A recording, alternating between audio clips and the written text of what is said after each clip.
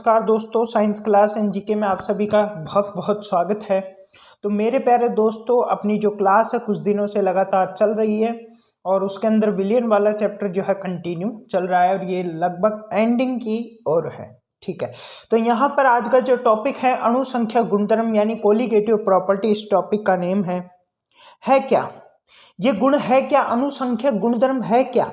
तो यहाँ पर एक ऐसा गुण जो कि विलयन की प्रकृति पर निर्भर ना कर विलयन में उपस्थित विलय के अणुओं की संख्या पर निर्भर करता है। यानी यह अणु संख्या गुणधर्म एक ऐसा गुण है जो कि विलयन की प्रकृति पर निर्भर नहीं करता, परंतु विलयन में कितने विलय के अणु उपस्थित है इस पर यह निर्भर करता है।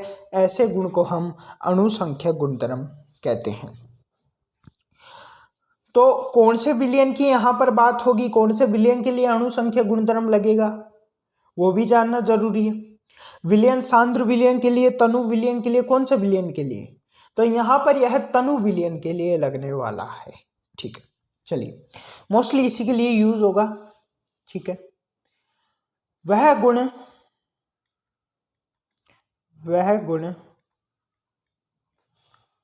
जो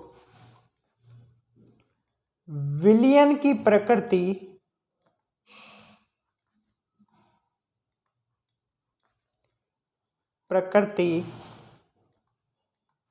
पर निर्भर ना कर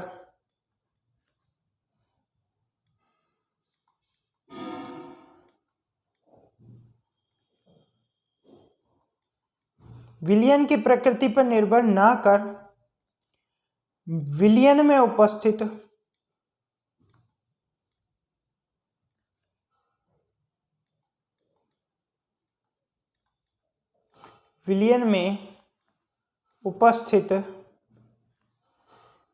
विलय के अणुओं की संख्या पर निर्भर करती है। विलय के अणुओं की संख्या पर निर्भर करती है।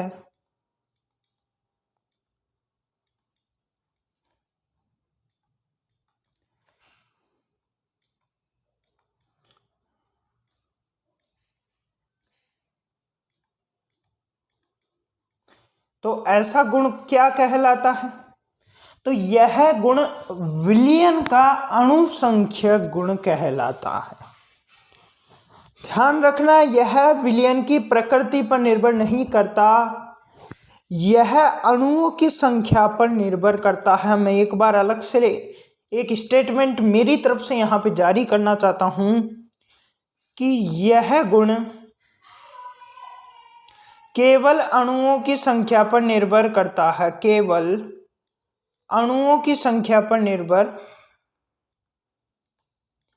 अणुओं की संख्या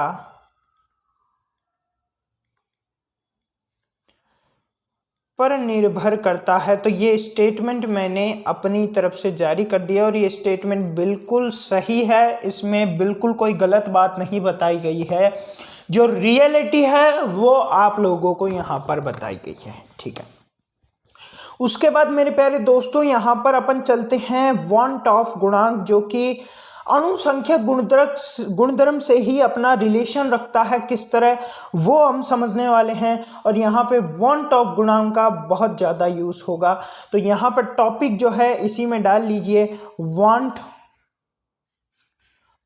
ऑफ गुणांक। ये बहुत ज़्यादा जरूरी है और वांट ऑफ गुणांक को हम यहाँ पर आई से प्रदर्शित करते हैं, ये भी आप लोगों को ध्यान में रखना है क्या। तो वांट ऑफ गुणांक, इस टॉपिक को यहां पर भली भांति रूप से अच्छे से हम यहां पर समझने वाले हैं कि ये वांट ऑफ गुणांक है क्या। तो देखो मेरे प्यारे दोस्तों, जो वांट ऑफ गुणांक है वह बताता है कि यदि विलय के अणु संगुणित होते हैं या वियोजित होते हैं तो यहां पर अणु संख्या गुणधर्म परिवर्तित हो जाते हैं। कैसे सर, देखो संगुणित या वियोजित, संगुणन का मतलब यदि ये पेन है, आप देख सकते हैं मेरे हाथ में, यदि मैं इस पेन को दो भागों में बांट दूं यानी वियोजित कर दूं, पहले तो एक पेन अगर इसको कण के रूप में देखा जाए तो क्या ये एक कण है कि नहीं, बिल्कुल एक कण। अगर मैं इसे तोड़ दूं तो ये दो कण बन जाएगा कि नहीं, बन जाएगा। यानी वियोजित अगर मैं कर देता हूं किसी कण को, किसी अणु को वियोजित कर देता हूं तो अणुओं की संख्या में परिवर्तन होता है कि नहीं, होता है। तो क्या अणु संख्या गुणधर्म बदलेगा कि नहीं बदलेगा। अगर इस पेन के दो टुकड़ों को मैं जोड़ दूं तो क्या ये पहले दो कण थे और जुड़ने के बाद एक हो गए, यानी संगुणित। तो यहां पर जो अणु संख्या गुणधर्म है वो बदलेगा। तो वॉन ऑफ गुणांक बताता है कि यदि हम वियोजन करते हैं या संगुणन करते हैं तो वॉन जो अणु संख्या गुणधर्म है वो बदल जाता है, यानी कोलिगेटिव प्रॉपर्टी परिवर्तित हो जाती है। तो उसी के बारे में लिखिए कि अणुओं के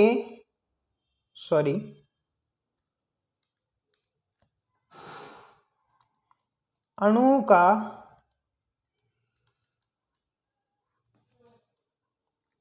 वियोजन या संगुणन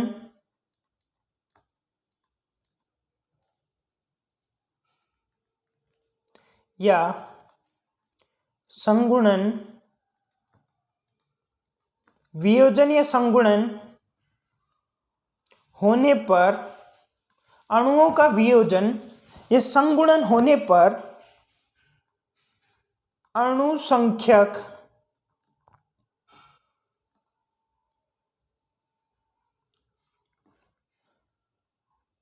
गुण परिवर्तित हो जाता है। क्या हो जाता है, परिवर्तित, यानी चेंज हो जाता है। चूंकि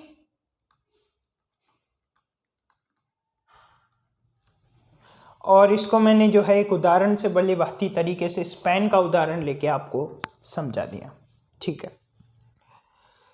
यहां पर जो वॉन ऑफ गुणांक है यह प्रेक्षित अणुओं की संख्या तथा सैद्धांतिक अणुओं की संख्या के मध्य संबंध भी दर्शाता है। तो यह क्या, लिखिए नेक्स्ट पॉइंट कि वॉन ऑफ गुणांक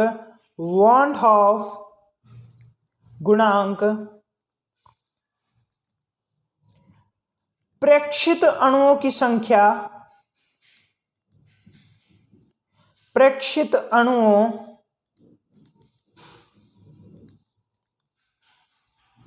तथा सैद्धांतिक अणुओं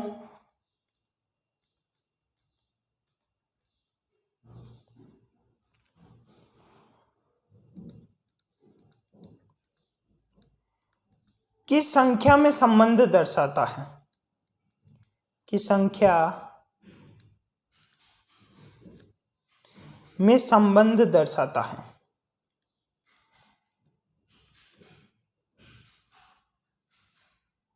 ठीक है,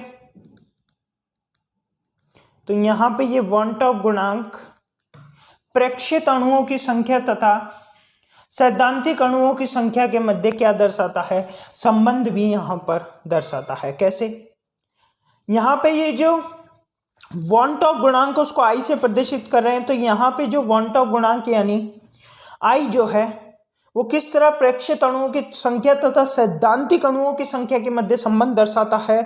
तो यहां पर यह बताता है कि प्रेक्षित अणुओं की संख्या, प्रेक्षित अणुओं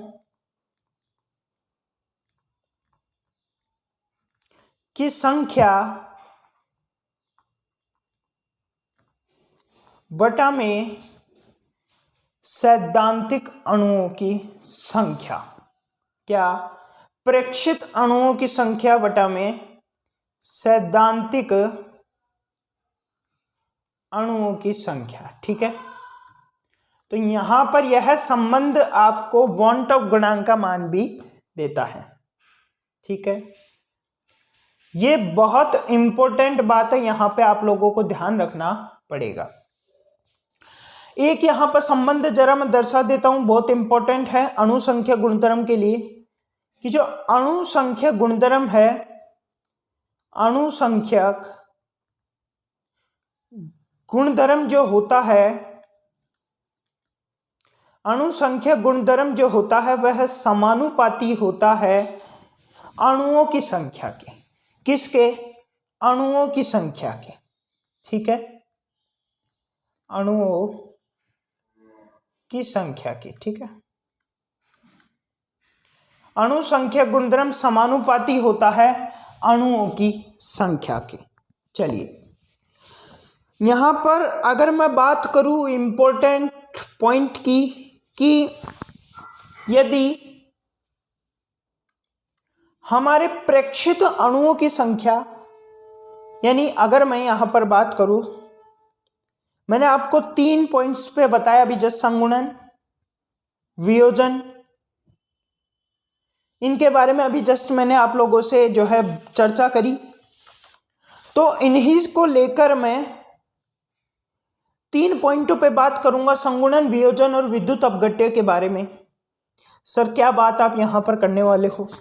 तो देखो मेरे प्यारे दोस्तों, यदि अणुओं का संगुणन होता है तो यहां पर होता क्या है, जब अणुओं का संगुणन होता है तो यहां पर होता क्या है, सैद्धांतिक अणुओं की संख्या का मान बढ़ जाता है।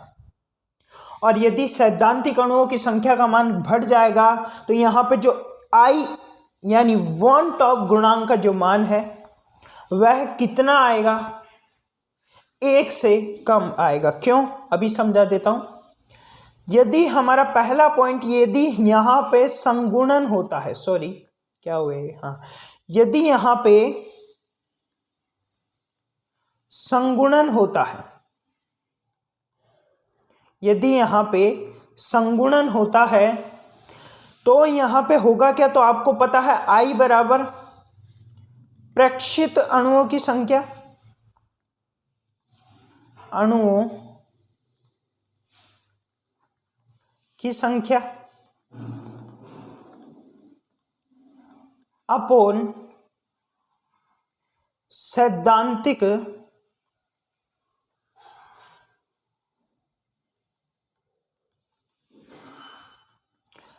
ये डॉट लगा के, ये आप लोग समझ सकते हो इस चीज को। ठीक है, सैद्धांतिक अणुओं की संख्या।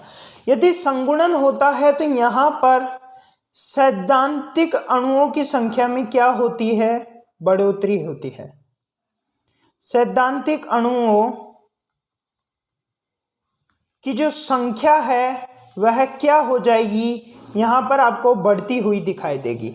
यदि सैद्धांतिक अणुओं की संख्या ज्यादा होगी, प्रेक्षित अणुओं की संख्या कम होगी, तो यहां पर जो I का मान है वह 1 से कम देखने को मिलेगा। तो ये बहुत ज्यादा इंपॉर्टेंट पॉइंट है कि संगुणन होने पर वन टॉप गुणांक का मान 1 से कम आता है। ठीक है, क्या इतनी चीज क्लियर है या नहीं? चलिए नेक्स्ट पॉइंट पे चलते हैं।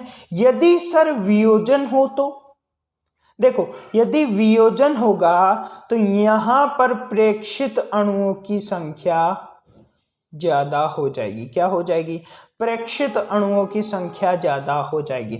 और प्रेक्षित अणुओं की संख्या ज्यादा हो जाएगी तो कॉमन सेंस से आप इस चीज को बिना फॉर्मूले को देखे बता सकते हो कि यहां पर जो I का मान होगा वो 1 से ज्यादा होगा। क्या होगा? 1 से ज्यादा होगा। तो क्या वियोजन होने पर, वियोजिन तो नहीं है, वियोजन ही है मेरे भाइयों, वियोजन है ये। ठीक है, वियोजन होने पर प्रेक्षित अणुओं की संख्या बढ़ जाएगी। प्रेक्षित अणु की जो संख्या है वह यहां पर बढ़ती हुई आप लोगों को दिखाई देगी। और प्रेक्षित अणु की संख्या यदि बढ़ती है तो जो I का मान होगा उसके बारे में भी बात करते हैं। प्रेक्षित अणु संख्या यहां पर आने वाला है सैद्धांतिक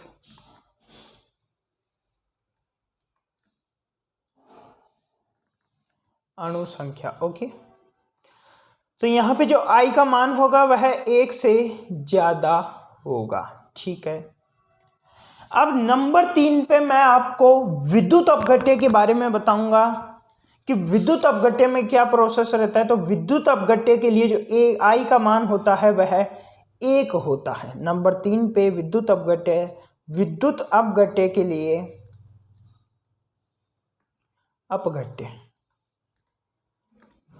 विद्युत अपघट्य के लिए I का मान 1 होता है। I का मान 1 के बराबर होता है, तो यहाँ पे जो वॉन टॉप गुणांक का मान होगा वह 1 के बराबर होगा।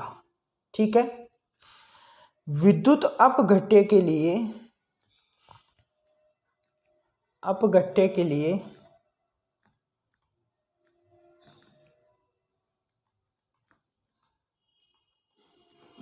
वॉन टॉप गुणांक का मान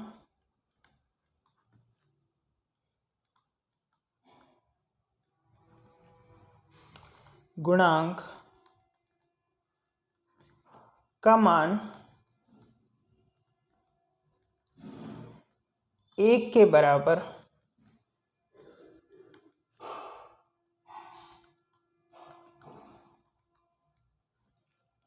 होता है। ठीक है, तो किसके बराबर होता है? 1 के बराबर होता है। चलिए एग्जाम्पल सर, एग्जाम्पल लेके बताइए।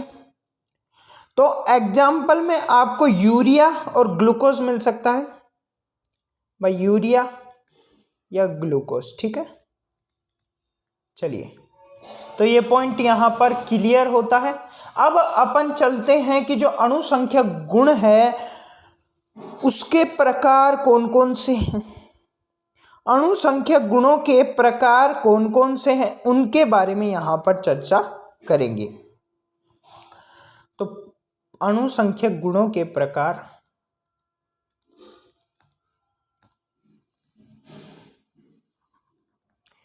गुणों के प्रकार। ओके, तो देखो पहला जो प्रकार यहां पर आता है, विलयन हेतु आपेक्षित अवनमन। क्या, ध्यान से सुनना, विलयन हेतु आपेक्षिक अवनमन। तो पहला जो प्रकार है उसको डाल लीजिए कि विलयन हेतु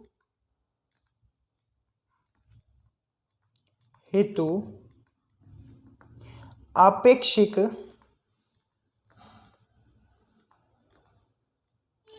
अवनमन। ओके, तो पहला पॉइंट यहां पर, ये पहला प्रकार जो है वो आपके सामने आ चुका है।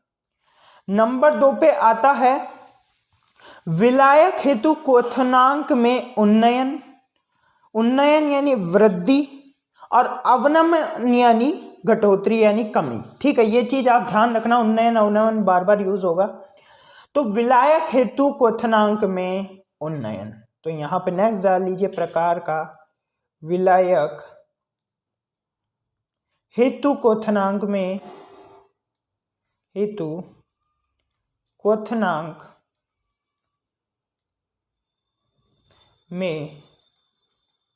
उन्नयन।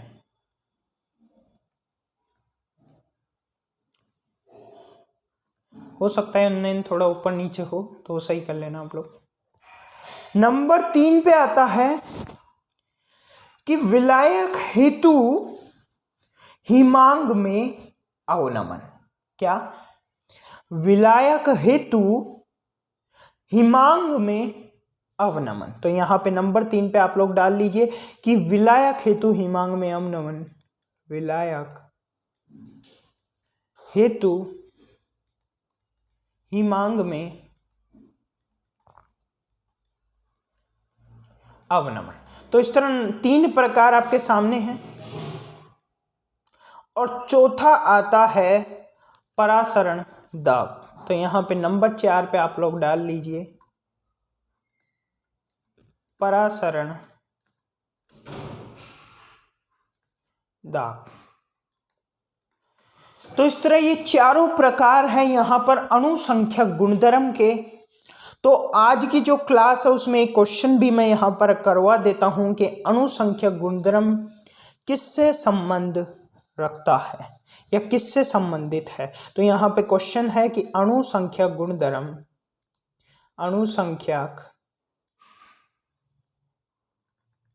गुणधर्म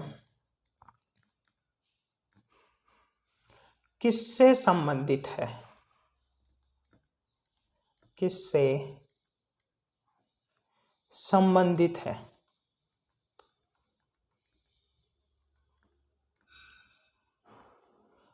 पहला ऑप्शन क्वथनांक, next option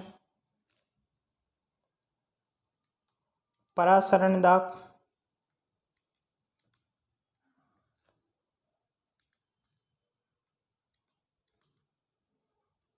next option number 3 पे हिमांग, और लास्ट ऑप्शन चौथे नंबर का ऑप्शन जो है आल। एक मिनट,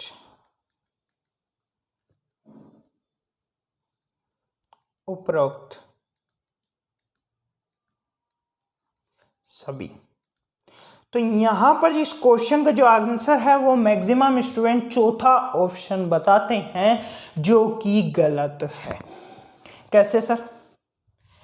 देखो, क्वथनांक जो यहां पर अणुसंख्या गुणधर्म है वह पूरे क्वथनांक से संबंधित नहीं है, यानी पूर्ण रूप से क्वथनांक अणुसंख्या गुणधर्म पर निर्भर नहीं करता है।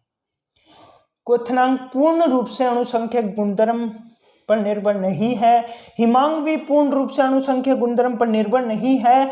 मैंने आपको जस्ट पीछे बताया है, एक बार जो है पीछे मैं आप लोगों को लेके बताता हूं कि यहां पर जो है देखो, विलयन हेतु आपेक्षिक अवनमन, चलो इसको हटाओ, विलायक हेतु क्वथनांक में उन्नयन, यानी केवल विलायक के लिए क्वथनांक में उन्नयन की बात की जा रही है, और वो भी क्वथनांक तो भाई बढ़ता भी है और घटता भी है, और केवल उन्नयन की बात की जा रही है वो भी विलायक के लिए। तो यहाँ पर ये चीज़ अलग है और पूरा क्वथनांक अलग है। यहाँ पे नेक्स्ट देख लीजिए कि विलायक हेतु हिमांग में अवनमन, केवल हिमांग के अवनमन की बात की जा रही है, वो भी विलायक हेतु। तो यहाँ पर पूर्ण रूप से हिमांग और क्वथनांक जो है डिपेंड नहीं करते, तो ये दोनों ऑप्शन गलत है। तो फाइनली इसका मतलब ये ऑप्शन भी गलत है, लेकिन परासरण दाब पूरी तरह निर्भर करता है, जो कि आप ये देख सकते हैं। तो इस तरह इंपॉर्टेंट क्वेश्चन था, इसको इंपॉर्टेंट रूप से स्टार लगा के अपने नोटबुक में नोट कर लीजिए। और यहाँ पर आज की क्लास को एंड करते हैं, एक बार फटाफट सब कुछ रिवाइज कर लेते हैं। तो आज की क्लास में अपन ने यहाँ पे शुरू किया था अणुसंख्या गुणधर्म, जो कि विलयन में उपस्थित विलय के अणुओं की संख्या पर निर्भर करता है, जबकि उनकी प्रकृति पे नहीं। और मैंने ये स्टेटमेंट लिखाया कि यह गुण केवल अणुओं की संख्या पर निर्भर करता है, प्रकृति पर नहीं। नेक्स्ट चलिए, यहाँ पे मैंने वांट ऑफ गुणांक के बारे में बताया, जो कि बताता है कि यदि अणुओं का वियोजन या संगुणन होता है तो अणु संख्या गुणधर्म परिवर्तित हो जाते हैं, यानी वांट ऑफ गुणांक जो है आपको बताता है कि अणुसंख्या गुणधर्म कैसे परिवर्तित होते हैं। और साथ ही साथ यह वांट ऑफ गुणांक आपेक्षिक अणुसंख्यक अणुओं की मात्रा तथा सैद्धांतिक अणुओं की मात्रा के मध्य संबंध भी दर्शाता है, जिसका ये फॉर्मूले के रूप में आपको दिया हुआ है, इससे आप समझ सकते हैं। और ये संबंध बहुत इंपॉर्टेंट है कि अणुसंख्या गुणधर्म समानुपाती है अणुओं की संख्या के। और साथ ही साथ आप यहाँ पर ये भी लिख लीजिए, अगर आपको नहीं पता, कि व्युत्क्रमानुपाती है अणुभार के। किसके? अणुभार की। ठीक है, चलिए नेक्स्ट चलते हैं। तो यहाँ पे जो है संगुणन, यानी अगर संगुणन होता है तो क्या होता है, सैद्धांतिक अणुओं की संख्या बढ़ जाती है, यानी वांट ऑफ गुणांक का मान 1 से कम होता है। और यदि यहाँ पर वियोजन होता है तो प्रेक्षित अणुओं की संख्या बढ़ जाती है, यानी वांट ऑफ गुणांक का मान 1 से अधिक होता है। 1 मिनट, 1 से अधिक होता है ना, बट यहाँ पे तो गलती से मैंने कम कर दिया, कोई बात नहीं, इसको मिटा के अधिक कर देते हैं। कभी कभी गलतियाँ हो जाती है, तो ऐसी गलतियों को माफ़ कर दिया करो, कभी कभी हो जाता है ऐसे, मतलब रोज़ रोज़ थोड़ी ना होता है। तो यहाँ पर आई का जो मान है वो अधिक होगा 1 से, ठीक है।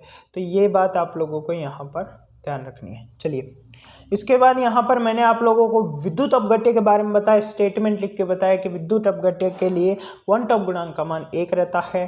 फिर उसके बाद मैंने आपको अणु संख्या गुणधर्म के प्रकार बताए। पहला प्रकार विलयन हेतु आपेक्षिक अवनमन, दूसरा विलायक हेतु क्वथनांक में उन्नयन, तीसरा विलायक हेतु हिमांक में अवनमन और चौथा परासरण दाब। और ये क्वेश्चन मैंने आपको करवाया। इस तरह आज की क्लास को यहीं समाप्त करते हैं और मिलते हैं आपसे नेक्स्ट क्लास में। Tata bye bye.